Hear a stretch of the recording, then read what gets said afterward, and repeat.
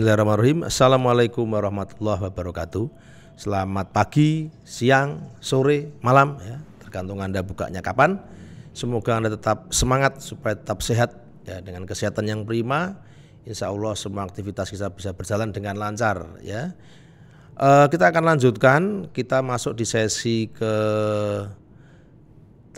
kemarin 11 ya, jadi ini ke-12 ya, sesi ke-12 kita akan lanjutkan tentang materi tentang resep panjang umur bisnis keluarga ya. Kalau kemarin kita sudah bicara tentang perusahaan badan hukum yang tepat untuk perusahaan yang notabene dimiliki oleh keluarga yang berhubungan dengan PT ya, menunjukkan PT. Sekarang kita akan bicara tentang resep panjang umur bisnis keluarga. Jadi ini materi-materi terakhir bahwasanya salah satu dari indikator keberhasilan dari perusahaan keluarga adalah punya umur yang panjang ya, punya eksistensi yang panjang, beralih dari satu generasi ke generasi berikutnya ya, dari generasi awal, generasi pertama sebagai pembangun, generasi kedua sebagai yang mengembangkan dan seringkali sampai kepada titik puncak, generasi ketiga itu mempertahankan eksistensi. Ini yang paling sulit ya, biasanya ada pada generasi ketiga ya. Generasi pertama membangun bersama generasi kedua karena biasanya anaknya diajak ya. Generasi kedua mengembangkan apa yang sudah menjadi jerih payahnya orang tuanya dan sampai kepada titik puncak ya, dan dia punya anak lagi sebagai penerus generasi ketiga yang seharusnya bisa menjaga eksistensi, syukur-syukur bisa mengembangkan lagi lebih besar lagi seperti itu. Nah, kita akan lihat dikatakan di sini memang dalam menjalankan roda perusahaan keluarga selalu ada tarik ulur tentang manakah yang lebih dominan, perusahaan bisnis atau keluarga ya, kepentingan bisnis atau kepentingan keluarga. Idealnya kepentingan bisnis dan keluarga harus seimbang ya. Sayangnya kebanyakan perusahaan cenderung terjebak untuk lebih mengutamakan keluarga ketimbang bisnis ya. Ini sudah barang tentu biasanya seperti itu. Kalau ada tarik ulur, menarik antara kepentingan keluarga dengan bisnis, kalau keluarga ini, kalau bisnis hancur ya mungkin sedikit banyak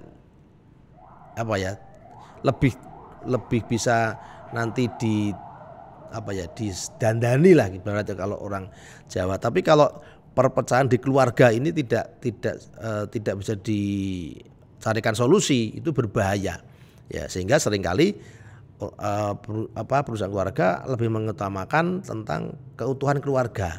Tapi sebetulnya kalau seperti itu ya bisnisnya nanti hancur. Artinya apa? Eksistensinya tidak bisa lama ya, hanya sampai pada generasi kedua saja, tidak bisa sampai generasi ketiga, keempat seperti itu ya. Padahal harapan di awal sebisa mungkin perusahaan keluarga yang berhasil adalah yang bisa menjaga eksistensi ya, dan ini tidak mudah.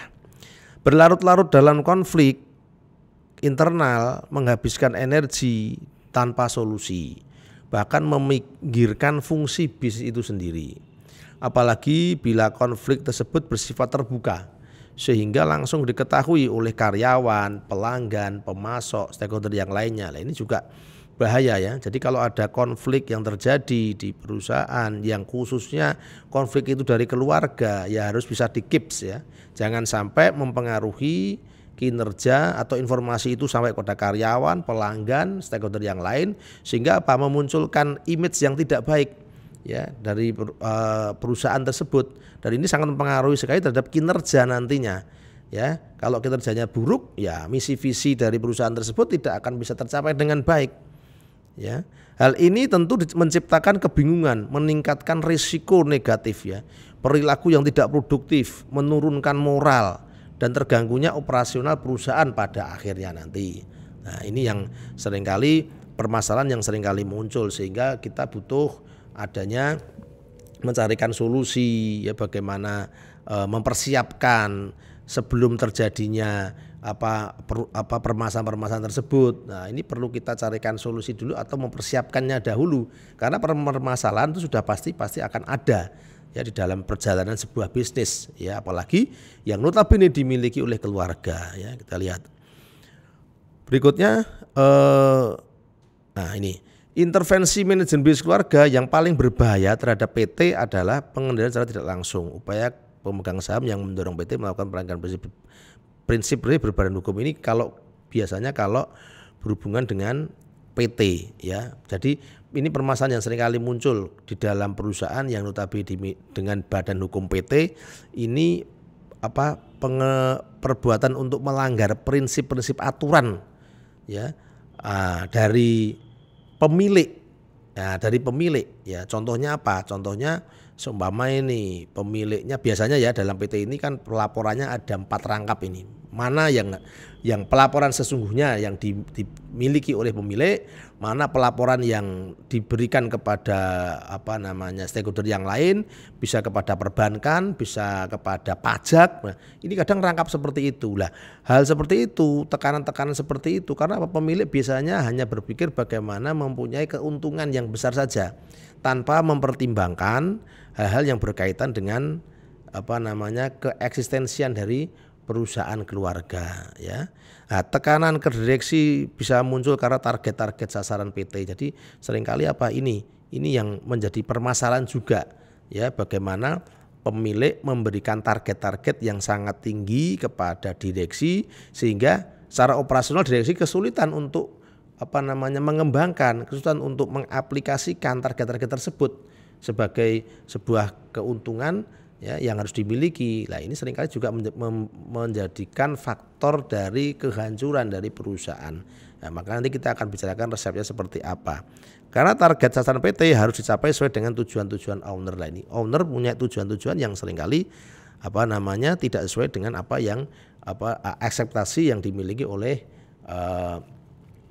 direksi sebagai pengemban tugas untuk menjalankan operasional. Ya.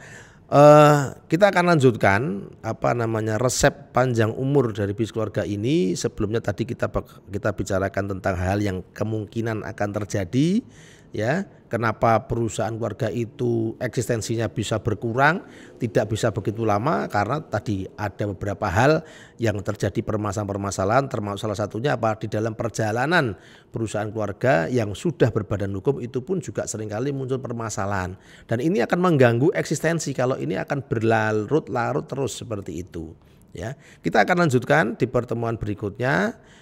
Di sesi berikutnya tentang resep apa saja yang menjadikan perusahaan keluarga itu menjadi punya eksistensi yang kuat ya. Mungkin ini dulu yang bisa kita sampaikan di kesempatan ini, kurang lebih saya mohon maaf. Terima kasih atas perhatiannya. Akhir kalam wabillahi taufiq wal hidayah. Wassalamualaikum warahmatullahi wabarakatuh.